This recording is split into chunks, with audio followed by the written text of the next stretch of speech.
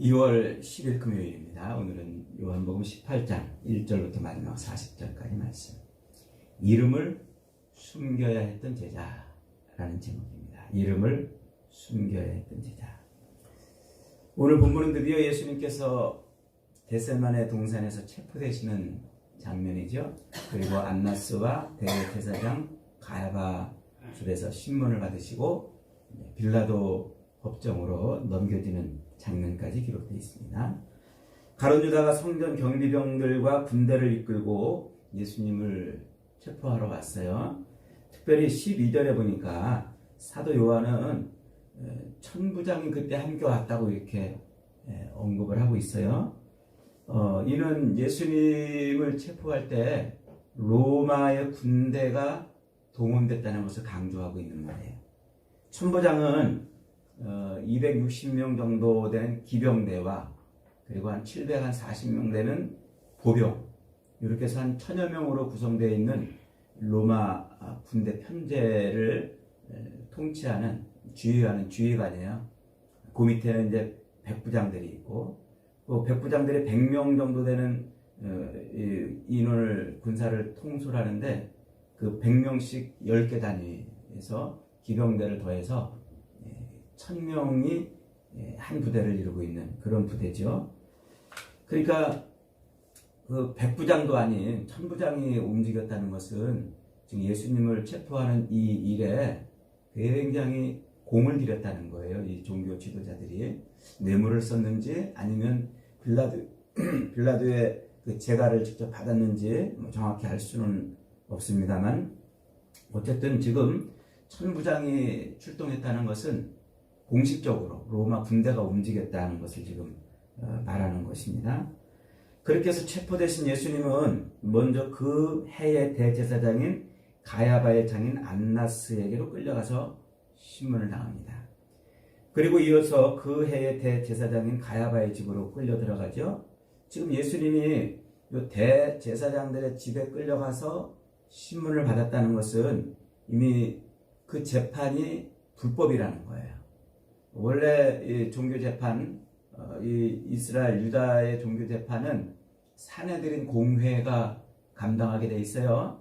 물론 대제사장이 거기에서 회의를 다 주재하고, 그리고 제사장들과 또 바리새인들, 또 사두개인들이 이렇게 연합으로 구성되어 있는 구성체입니다만, 어쨌든 이 종교 재판은 낮에 열리게 돼 있어요.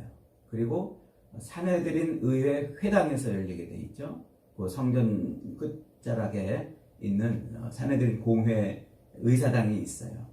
거기에서 변호사를 입회하고서 이렇게 재판을 받아야 되는데, 지금 가야바 법정에서 거기 집들에서 임시로 산헤드린 공회가 열린 거죠. 그러니까 다 72명이 다 모인 게 아니고 아마 그들의 의견에 동조하는 사람들만 모인 것 같아요. 그렇게 모여가지고 이제 불법 재판을 받는데, 특별히 요한은 14절에서 가야바를 대해서 이렇게 토를 달아놨어요. 유대인들에게 한 사람이 백성을 위하여 죽는 것이 유익하다고 권고하던 자더라. 그러니까 진작부터 이 가야바는 이 유대인들을 위해서 누구 한 사람 죽으면 된다는 그런 이야기를 했다는 거죠. 그러니까 지금 예수님을 죽일 그 모든 계획을 아주 치밀하게 짜갖고 왔다는 거예요. 결국 그들이 준비한 대로 예수님은 그 밤에 체포되셔서 불과 6시간 만에 사형 언도를 받습니다. 오늘 본문에서 특별히 눈에 띄는 점은 37절에 보니까 베드로가 오늘 본문에서 눈에 띄는 점은 베드로가 예수님을 부인하는 장면을 상세하게 기록해 놓고 있는 거예요. 이미 앞에 13장, 요한복음 13장 37절에서 베드로는 예수님께 뭐라고 호언장담을 했냐면, 베드로가 이르되 주여 내가 주를 위하여 내 목숨을 버리겠나이다, 이렇게 13장에서 주님 앞에 호언장담을 했던 사람이에요. 그런데 그 베드로가 지금 예수님이 잡혀서 대제사장 집에서 신문을 받으니까 3번씩이나 예수님을 부인했다고 지금 말하고 있어요. 그가 얼마나 호기로웠는지 다른 복음서들에서 이렇게 증거해 줍니다. 마태복음 26장 33절에 보니까 다 주를 버릴지라도 나는 언제든지 버리지 않겠나이다. 마가복음 14장 31절에 보니까 내가 주와 함께 죽을지언정 주를 부인하지 않겠습니다. 이렇게 말했다고 그래요. 누가복음 22장 33절에서도 주여 내가 주와 함께 오게도 가고 죽는 데도 가기를 준비하였나이다. 이렇게 말했다고 그럽니다. 얼마나 자신만만한 고백입니까? 더욱이 베드로는 그런 고백만으로 가득 찬 사람은 아니었어요. 예수님이 그 잡히시던 그 밤 겟셋마네 동산에서 그 성전 경비병들이 올라오자 칼을 빼들고 그들과 싸울 정도로 그렇게 기백이 당당했던 사람이죠. 그런데 지금 베드로가 어떻게 있는 거예요? 자기 눈앞에서 철석같이 믿었던 예수님이 너무 힘없이 결박당해가지고 끌려가는 거예요. 그래서 정말 너무 힘없이 아무 반항도 없이 결박당해서 좀 표현이 좀 죄송합니다만 개 끌려가듯이 그렇게 끌려가는 모습을 지금 보고 있는 거예요. 이 모습은 베드로가 상상하는 예수님의 모습이 아니죠. 베드로의 머릿속에 있던 그런 메시아의 형상이 아니었습니다. 그가 소망하고 바라던 모습이 아니었어요. 어쩌면 그가 예수님이 체포될 당시에 칼을 꺼내서 달려들고 했던 것은 예수님이 어떤 능력으로 뭔가를 하실 거라고 믿었기 때문이겠죠. 그래서 예수님이 예루살렘에 와서 그 종교 지도자들을 정복하고 로마 군대를 파하고 뭔가를 이루어낼 분이셔라고 그렇게 여겼을 겁니다. 그런데 그의 꿈이 사라지고 그 계획이 산산조각 났습니다. 소망이 깨지고 자기 야망이 빼앗기는 순간이 온 거죠. 그 결정적인 순간에 그럴 때 본문이 증거하고 있는 말이 뭡니까? 너도 예수님의 제자가 아니냐? 라는 추궁에 나는 아니라고 간단히 예수님을 버렸다는 거예요. 그것도 3번씩이나 말이죠. 마태복음 26장에 의하면 이때 베드로는 자신이 정말로 예수님과 무관하다는 것을 강조하기 위해서 예수님을 욕하고 저주까지 했다고 기록하고 있어요. 마태복음 26장 74절에 보니까 그가 저주하며 맹세하여 이르되 나는 그 사람을 알지 못하노라 하니 곧 달기 울더라 그랬습니다. 주님이 가시는 곳이라면 감옥에도 들어가고 죽는 데까지도 가겠다고 이미 준비가 돼 있다고 고백했던 베드로가 말이죠. 자기의 꿈이 깨지고 야망이 여지없이 찢기고 부서지는 그 결정적인 순간이 오자 그는 어땠다고요? 그는 예수님을 기꺼이 버렸다는 말이에요. 그러니까 지금껏 예수님을 따라왔던 베드로의 그 마음, 그가 생각했던 게 무엇인지를 우리는 짐작을 할 수 있는 거죠. 그는 진실로 하나님의 아들이신 그리스도를 통해서 하나님의 나라가 오는 것을 본 것이 아니에요. 예수 그리스도를 통해서 이 땅에서 실현될 통치, 그리스도를 통한 권력을 잡고 뭔가를 얻는 그런 삶을 꿈꿨던 사람입니다. 그러니 자기 눈앞에서 그 모든 것이 다 산산이 깨어지는 그 순간 그는 예수님을 버릴 수밖에 없었던 거죠. 불행하게도 베드로는 가장 결정적일 때 예수님을 내동댕이 쳤던 거예요.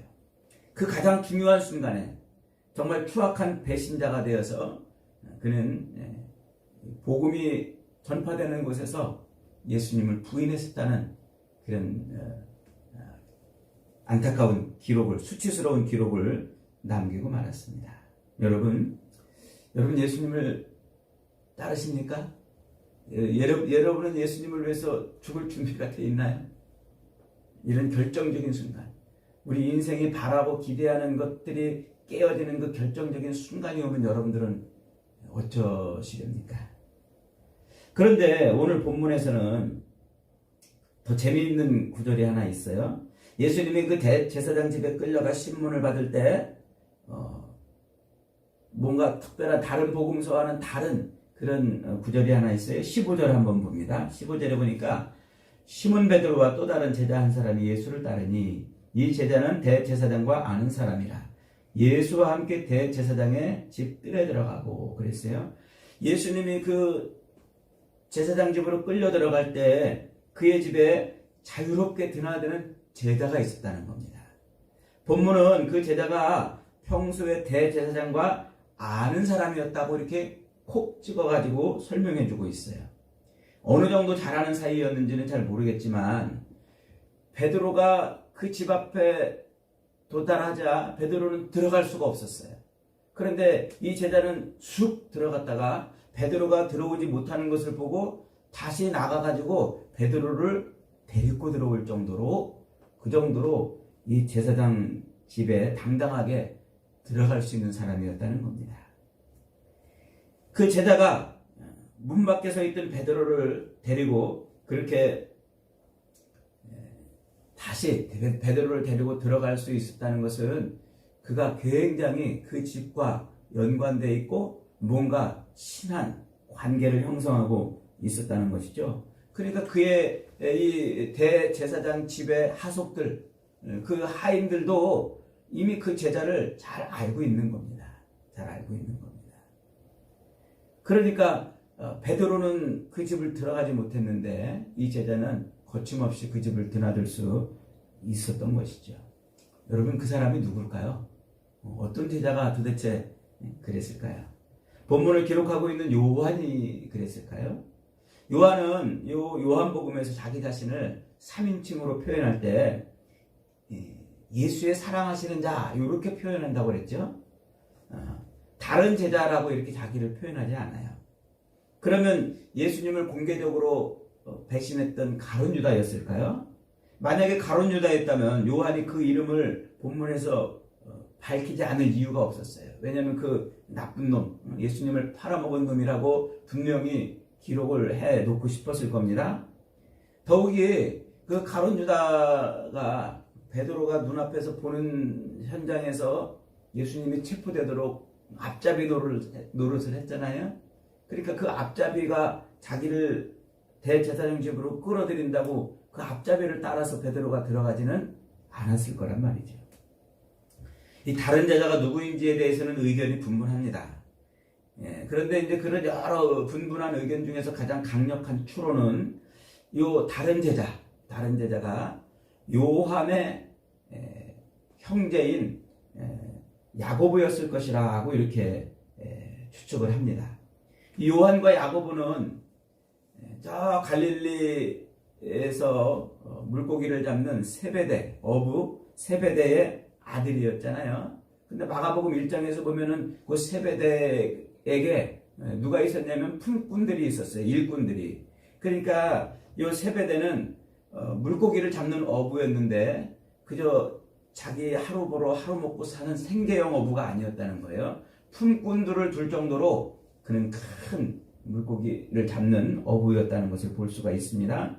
그런데 그렇게 많은 물고기를 품꾼들을 두고서 일꾼들을 두고서 많은 물고기를 잡는 사람들은 대체로 뭐 하는 사람들이었을까요? 이 사람들은 수산업자들인 거예요. 물고기를 납품하는 사람들이에요.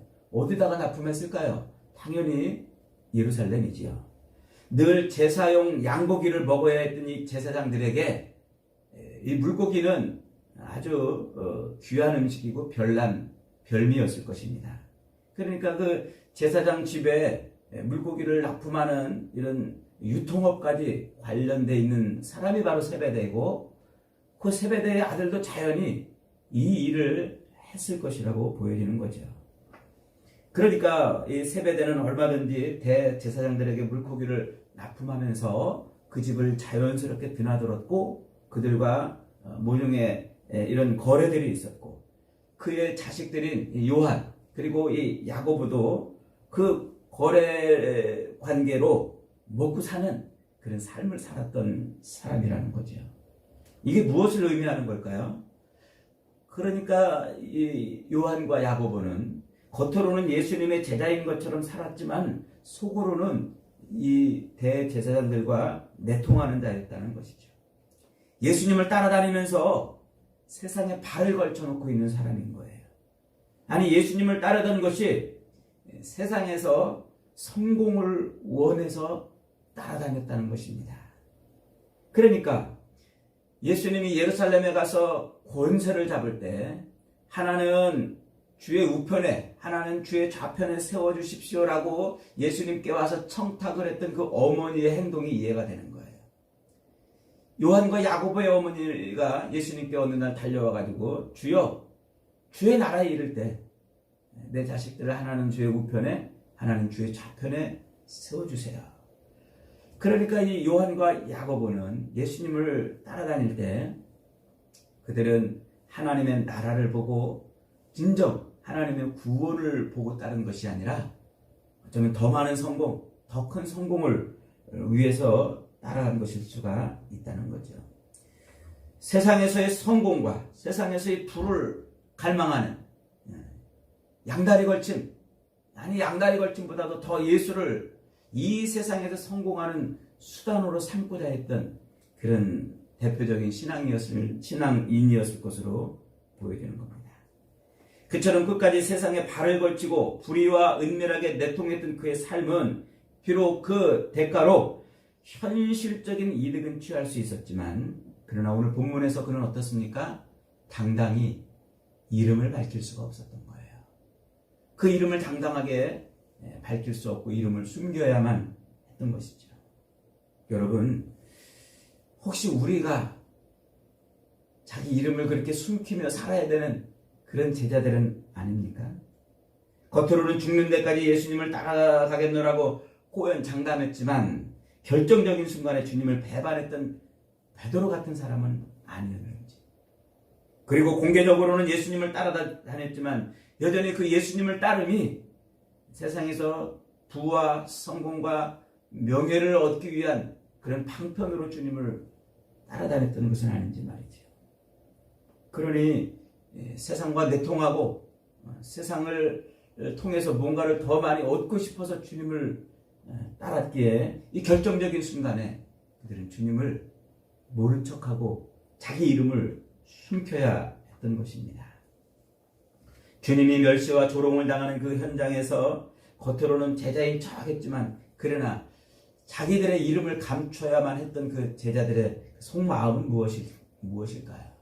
자기들의 모든 것이 산산이 부서지는 그 순간, 기대했던 모든 것이 깨어지는 그 순간, 그들은 예수님을 내동댕이 칠 수밖에 없었던 것이죠. 여러분, 이 나무 중에 향나무라는 것이 있죠.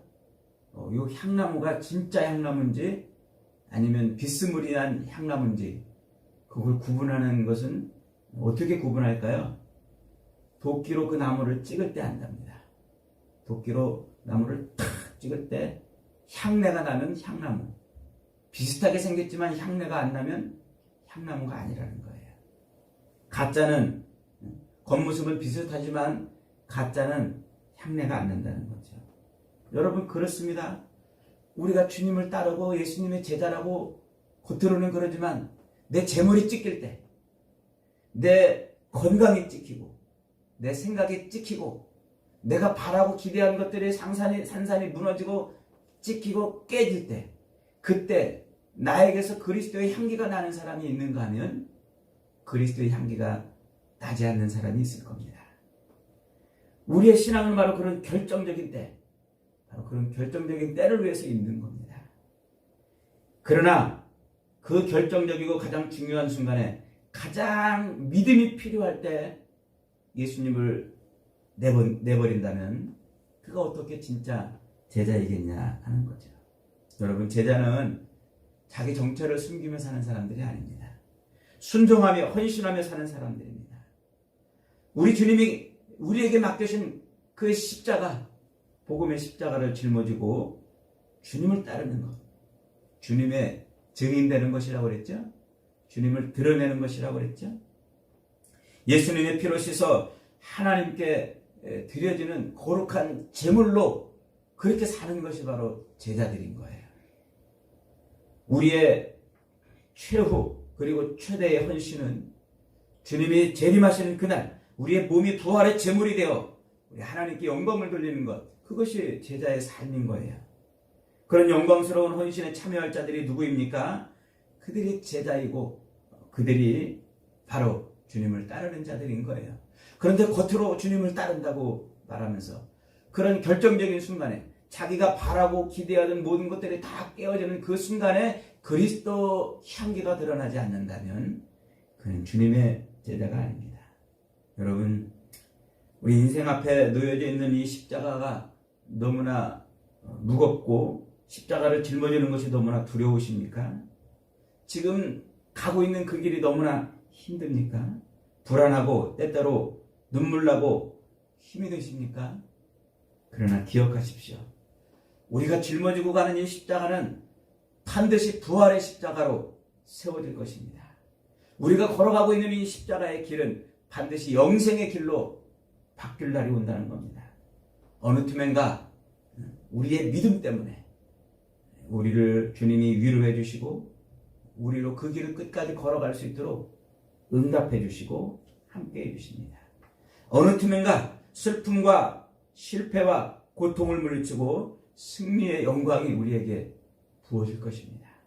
예수님이 재림하시는 날, 최후의 영광의 날이 오기도 전에 우리 성도들은 그렇게 고비고비마다 주님의 은혜를 누리고 주님의 위로를 받을 수가 있는 거예요. 주님은 우리에게 그런 은혜와 복을 날마다 부어주시지요. 여러분, 우리가 항상 예수 믿는 표를 드러내며 살 필요는 없을 거예요. 그러나 하나님이 정하신데 늘 준비된 마음을 가지고 있으면 그때에 성령의 음성이 들릴 겁니다. 이때라. 지금 이때라. 예수를 고백할 때가 이때라. 예수를 증거할 때가 이때라는 성령의 음성이 들릴 겁니다. 여러분, 그때 되면 그런 음성이 들리고 마음에 감동이 오면 주저하지 마십시오. 망설이지 마십시오.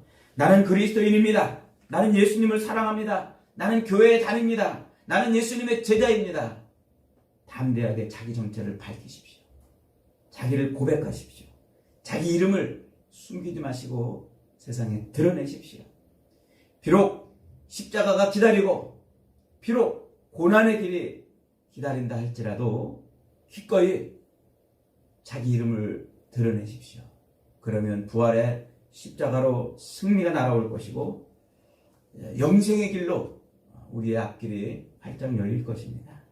사랑하는 여러분, 우리는 주님을 따르는 제자들입니다. 결정적인 순간에 주님을 내버리는 것이 아니라 끝까지 부활에 동참하는 제자들이 되어야 되겠습니다. 여러분들은 항상 준비했다가 하나님이 이때라 하는 그런 음성을 우리에게 들려주실 그때에 의도적으로 자기 정체를 드러내고 의도적으로 자기 이름을 밝혀서 우리 안에 있는 예수 그리스도를 드러내시기를 바랍니다. 그 예수 그리스도를 나타내시기를 바랍니다.